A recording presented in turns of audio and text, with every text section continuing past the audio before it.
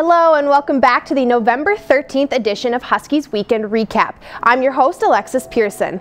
With some new sports kicking off their seasons this weekend, it was a busy weekend for Husky athletes. Let's kick it off with the 2018 national champs, the wrestling team, who competed in their first regular season meet of the 2018-2019 season.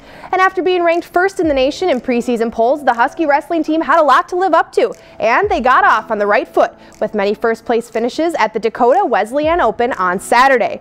Among the 10 weight classes, 8 of them were won by Huskies, including first place finishes by Brett Velasquez, James Plesky, and Devin Fitzpatrick, among several others.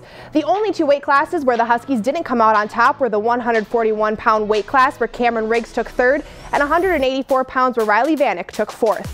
While the wrestling season is just getting started, the regular season for the Huskies football team has concluded. A trip to Moorhead this past weekend for the Huskies resulted in them suffering a loss in their last game of the season. It was a close and low-scoring one, as the final score on the day would be 13-10. Gregory Lewis would run in the only touchdown of the day for the Huskies shortly after Adam Stage scored the first points of the game with his field goal. But 13 unanswered points by the Dragons would be too much for the Huskies to handle. The Huskies end the regular season with a final overall record of 7-4. The men's hockey team was in action against a tough opponent in the Denver Pioneers this weekend, so were the Huskies up to the challenge? Well, on Friday, the Pioneers would get on the board first and be leading by a score of 2-1 at the end of the first. And a quick power play goal in the second period by the Pioneers would extend their lead to 3-1. But it was all Huskies from there, with goals from freshman Nolan Walker, Patrick Newell, and a late power play goal from Jimmy Schultz in the second period to put the Huskies on top 4-3. The Huskies would hold the Pioneers off the scoreboard in the third to secure the win.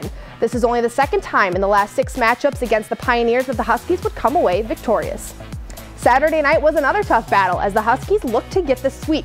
The Pioneers would once again score first, but the Huskies would jump to the lead in the second with goals from Nick Perbix, Blake Lazat, and Easton Brodzinski before the Pioneers would tie it up at the end of the second. But the hero of the night would be Kevin Fitzgerald, as he would break the tie halfway through the third, a goal that would also end up being the game-winning goal as the Huskies take this one 4-3. Ryan Paling had a 2-point night, as did captain Jimmy Schultz.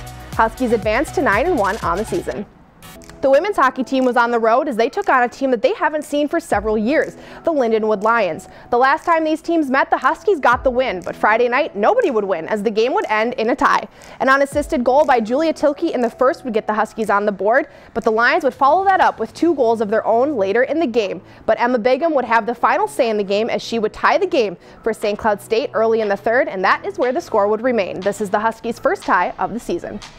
Saturday was another close game that would end with somebody getting the win, but it wouldn't be the Huskies. After giving up the first goal of the game in the first period, the Huskies wouldn't find the back of the net until just under 3 minutes remaining in the third, when Hannah Patrikas would score, forcing overtime. But 2:45 into overtime, Kirsten Martin of the Lindenwood Lions would find the back of the net, handing the Huskies their 9th loss of the season.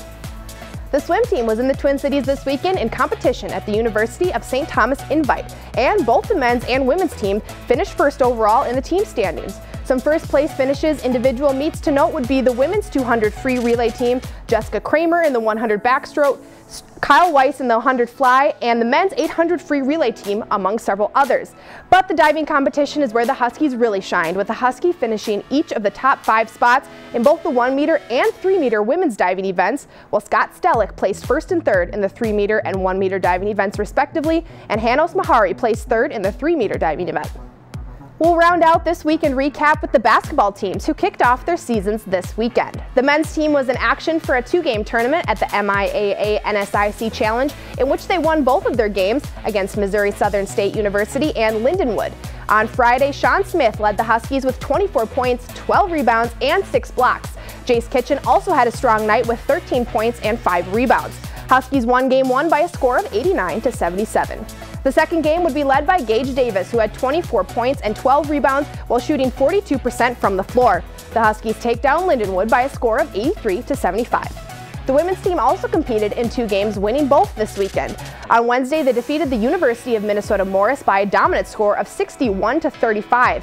Madeline Damon led the team in points with 15, along with 4 rebounds, while teammate Mackenzie Uter only missed 2 shots the entire night. On Saturday, St. Cloud State took down Valley City State by a score of 68-56. Mally Doucette had an outstanding performance, dropping 27 points on Valley City State, including 5 3-pointers, the most by any one player for either team on the day.